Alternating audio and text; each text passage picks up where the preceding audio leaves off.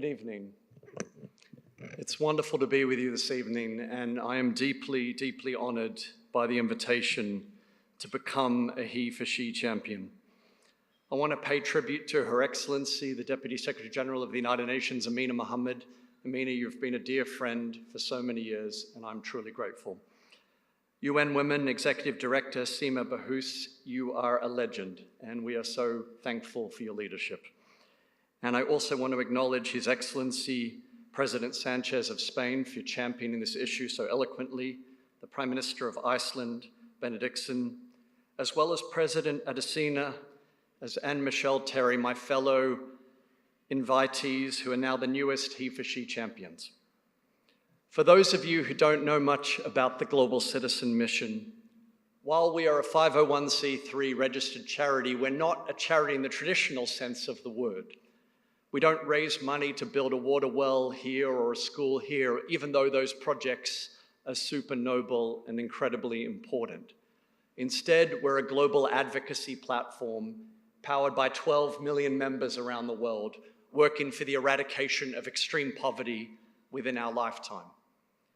And really, at our heart, we were inspired, as Amina said, there's a lot of people talking about the words of Mandela.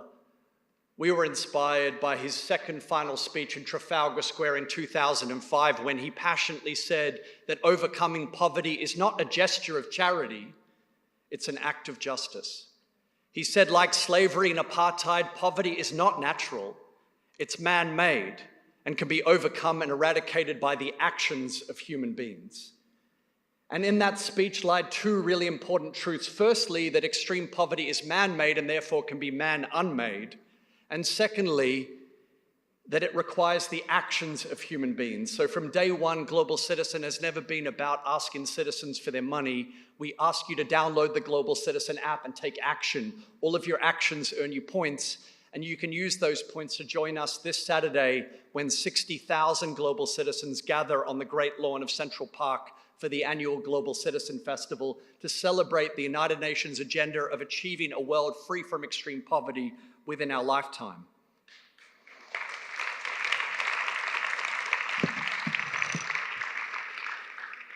And when I reflect on the role of what it means to be a HeForShe champion and the role an organization like Global Citizen can play, I'm reminded of 5 years ago in 2018 when we brought Global Citizen and Beyonce to South Africa for the first time. When we arrived, we sat down with a group of local activists, these grassroots leaders, and they were championing this campaign calling for greater access to menstrual hygiene products across South Africa. They had a campaign called It's Bloody Time. How cool is that? And we were like, okay, how can we support you? They said, we've been campaigning for years. They said that South African government made a commitment in 2011 to increase access to menstrual hygiene products in schools, but 7 years later, it was words without action. Nothing had changed. And they said, we've been struggling to get the attention of Pretoria. Can you help us? And so we sat down with them and we agreed on two big policy objectives. Firstly, we wanted to eliminate the tax on menstrual hygiene products. And secondly, we wanted to make sure that they were actually provided in public schools across South Africa. So we started working together, and the day we announced Beyonce was coming to South Africa, 500,000 people signed on that day.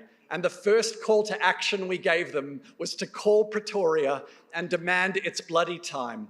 And that night, 100,000 global citizens called Pretoria. And there were so many phone calls, they had to take every phone line off the hook for the next 2 weeks. And immediately, 2 weeks later, they responded and the tax was eliminated on menstrual hygiene products across South Africa. And it was a good win, but we kept on going. We were so energized, and so we campaigned harder than we've ever campaigned before. And I'll never forget the night. We were in FNB Stadium in Johannesburg, and Cyril Ramaphosa was backstage and was about to come on stage. Oprah Winfrey had just given this inspiring speech, and Beyonce was about to take the stage. And Oprah Winfrey invited President Ramaphosa to take the stage. And as he was about to walk on stage, 80,000 people started chanting, "It's bloody time." And I'll never forget, I looked at Cyril Ramaphosa and he had his iPad open and he wrote in the margins of his iPad, $129 million for menstrual hygiene products in schools across South Africa, enough money to fully finance that campaign objective. And I'm proud to say that since that year, every year since, the South African government has increased its budget towards menstrual hygiene products in schools, rising from 4.3 million per year to now 13.4 million, reaching 5 million learners who otherwise would be forced out of school. And I'm proud to report that that program continues to this day. And if every girl received 12 years of quality education and there weren't those barriers, it could reduce the number of girls in poverty by up to 49 million. So how can we best support the HeForShe movement? Well, I'm here to say tonight that Global Citizen is committed to use our reach and digital platforms to highlight HeForShe initiatives, driving engagement and action. By integrating HeForShe's goals into Global Citizen events, social media, and digital campaigns, we're committed to mobilizing our 12 million members around the world to take action for gender equity. And when we think about the empowerment of women and girls, it's not charity, it's an act of justice. There is nothing noble about fighting for gender equity. It should be a given. And the fact that it is not is where the injustice lies. See, empowering women and girls is not an isolated effort or a box to tick. It's an investment in global development, in stronger economies, in healthier communities, and in a more sustainable future for all. And that's why tonight I want to thank you for the incredible honor it is to be named a HeForShe champion. Thank you.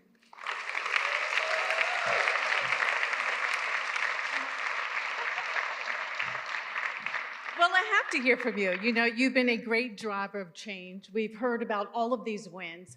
Who was this incredible woman in your life that inspired you to do all of this? Well, I mean, undoubtedly my mum. I mean, my mum, I admire her. She was an entrepreneur, is an entrepreneur. She had so much drive ever since I was a kid. I always looked up to her and I said, you know, I want to have that same drive. She runs her own business. She successfully bought out all of her other brothers and now runs it solo. I was so impressed with that act. Took her many years.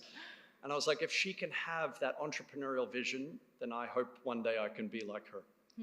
And is that a part of the change that you hope that you can instill in other women to give them opportunities, even in some of these other countries you're talking about?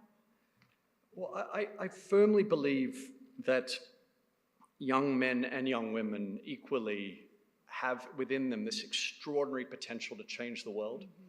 I heard this story a few days ago. There was this young kid who came up to us and he said that he came to the first Global Citizen Festival in 2012. At the time, he was working at a restaurant, and he came to the festival that night, and he got fired from the restaurant because he came to the festival instead.